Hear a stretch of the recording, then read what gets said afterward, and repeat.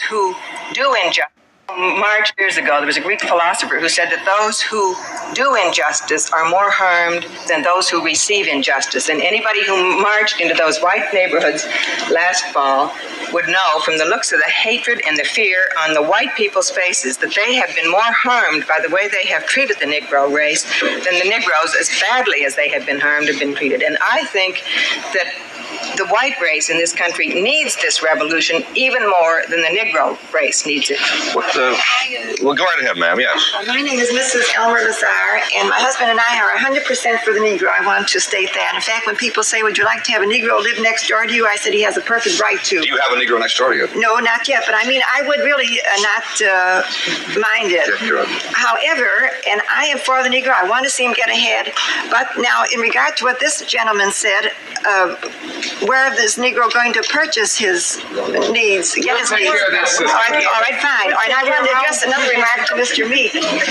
Many of my friends have been for the Negro, but ever since this violence started, they have turned against him. How do you go about not alienating the white man who has been for you through violence? We don't care. He, for 400 years, they have murdered, burned, raped, castrated, and tortured. I give less than a hootenanny what any white person thinks about this black man is. Well, but don't you want us to be with I don't want you to do anything but leave us alone. Oh. We don't need you.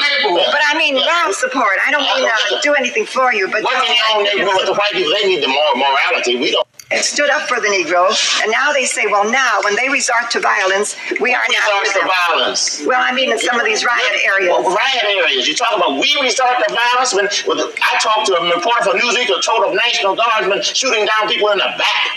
Understand? As they're walking down the street minding their business, shooting. Caliber machine guns. Yes, wait a minute, listen. You said about violence. I get sick in my stomach when I hear a white person talk about violence. You're the most violent people in the world.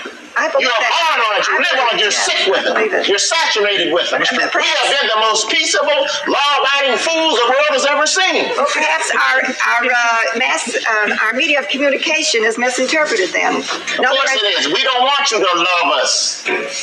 We don't love you. Then we are not being represented. You are not being represented properly through the press. Heck with the press. Right here and now. The tragedy. Nobody loves. Shalom. First and foremost, I'd like to start off by giving all praises, all blessings to Yahweh, Bahashem, Yahweh Shai, Bahashem, Rakah HaQuadash. Double honors to the apostles, bishops, and elders of Great Millstone. Peace and salutations to the elect men, pushing this word in all truth and in all sincerity, risking life and livelihood in so doing. All right. Shalom to the women and children who watch and who learn from these lessons. All right. Now, this is a town hall meeting. All right. And I'm going to title this Hebrew Israelite Town Hall Meeting. All right. And as you see,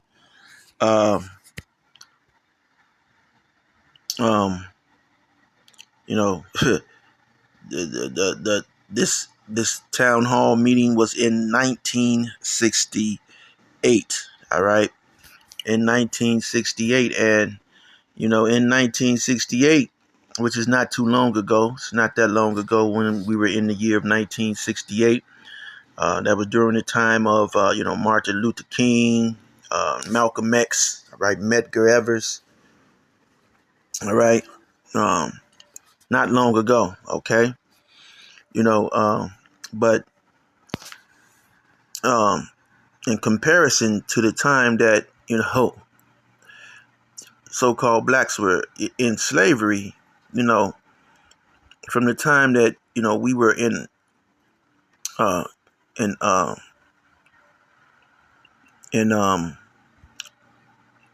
what would you call it? Bondage slavery. Right now, the term skips my mind, but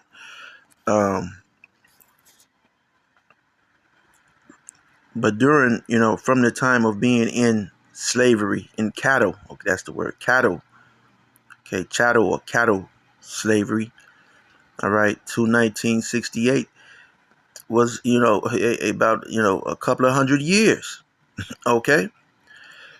And in a couple of 100 years,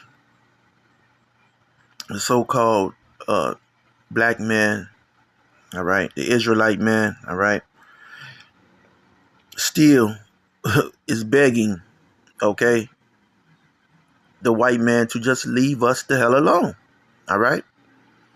And they can't do it, okay? They can't do it.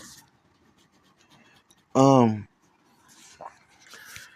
you know, this makes me look at other Israelite groups like the IUIC, the ISUPK, Sakari, Genesis, all right, and some of these other groups, all right, Israel of God, who lean on, these facilities of Esau, of the so-called white man, and they don't see what they don't see what they're doing. Okay, they're leaning on the faculties of the so-called white man. All right, and by faculties, I mean, the things that have been created by Esau Edom. Okay, whether it's the social media, whether it's some of them just still using the term Jesus, all right, or receiving some kind of benefit from Esau, all right, or selling or selling and making a merchandise out of this truth. Okay,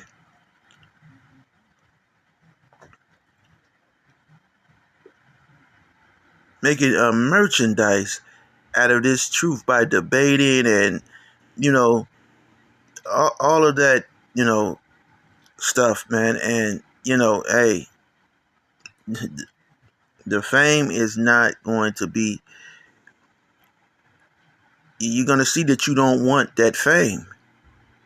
And see, like Alazar, okay, or Alizé, okay, I don't want to identify him as Alazar. We know who we're talking about, Alizé, who the situation that he went through, okay, the situation that he went through and is still going through, there's really no, you can repent, and yeah, he could repent for the things that he did, yeah, sure, but all that does is it makes people look at at this truth, and you've offended some potential you know uh people who were interested in the truth. But with all of these gimmicks, a lot of you have even pushed people away from the truth. If they don't accept this truth in its raw form, okay, that's just like you go and you get some shea butter, okay, or cocoa butter. And you get it in the raw form, okay, because in the raw form it's more effective, okay. In the raw form it's more effective. But then you go and you add additives, okay. You're doing the same thing with the truth, all right. You're taking the recipe of Esau Edom and you're running with it in the truth, okay.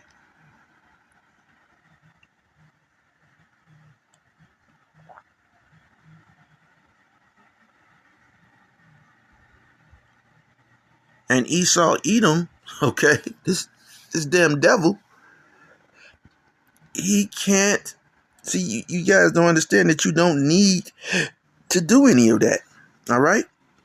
Because hey, once you entered into this truth, there was really no turning back. Okay? There was no turning back, especially with Esau. All right? Especially with the small headers. The small headers have taken account of everyone who's come in this truth. And believe you me, and they have vowed revenge in some form or fashion, and they have the power to do so. Okay? They have the power. It's in the power of their hands. All right?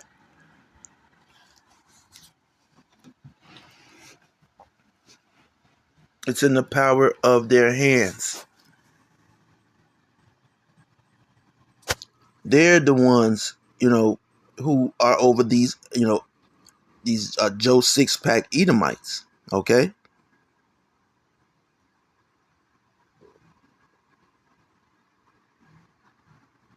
And so from 1968 to 2025, okay, somewhat 50, 40, 50, maybe even 60, almost, okay, maybe 50, almost 50 or some years, all right?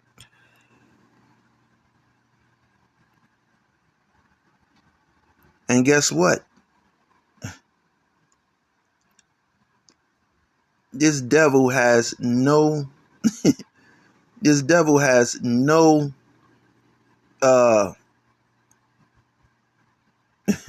he has no intention on diverting from his hatred towards you so-called Negroes, Hispanics, and Native Americans. All right? He has no intentions on diverting from his hatred, from his ways of oppression against you so-called Negroes, Hispanics, and Native Americans. So I'm going to let this play again. I just wanted to put this out there. Okay? I don't know. This says loves a rat, but I don't know what that's talking about. Sometimes AI gets the wording wrong. But I'm gonna play this again. All right. I want to state that. This Edomite. She says she doesn't mind. Of course they mind. Of course they mind.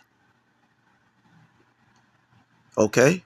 That's why when you move in, they move out because they mind. Unless you are a mega celebrity who them just being an ordinary Edomite, can like the movie with Will Smith, Hancock. You had this ordinary ass Edomite, okay, and that's the pride of Esau, okay, that's his pride. You had this damn rinky dink, out of whack ass Edomite who was able to bag, okay, Will Smith with the Hancock's. He had the superpower, okay, all of these abilities that he had, and you had this rinky dink Edomite, okay, who was able to bag her, okay, bag her and train Hancock how to be civil.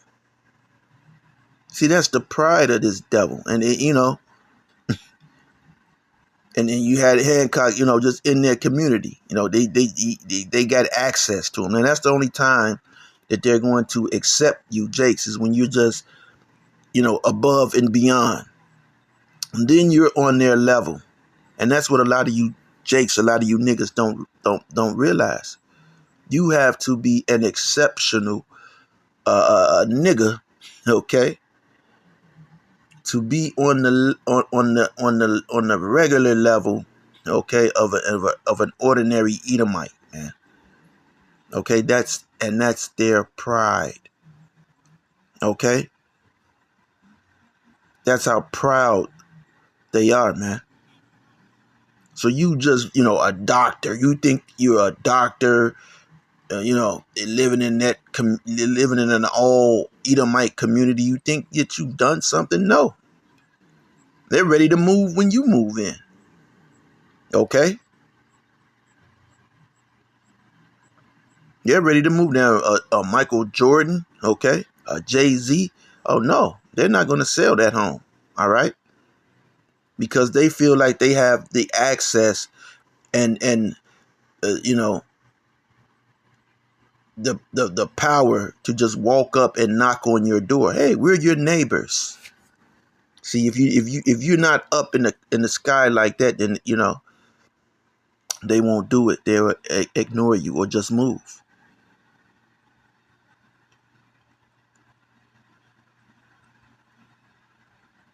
So I leave with this before I let this play. In this town hall meeting, all right. This is an Israelite town. You Israelite camps, man, better get your shit together, man. You better get your act together, man. Because when the heat comes down, man, and you niggas start bitching up, okay? You don't gotta bitch up, but some of you gonna, do weird shit. Okay? But hey, this is a warning that it's about to come. Okay? It's about to come. And so you ignoring the MOTB, and you're not preparing your congregation, your people, for what's to come. Some of you are still highly influenced by the world. Okay, as the saying goes, you play stupid games, you win stupid prizes. So I'm going to finish letting this play. Back when people say, would you like to have a Negro live next door to you? I said he has a perfect right to. Do you have a Negro next door to you? No, not yet. But I mean, I would really not mind it. Yes, sure.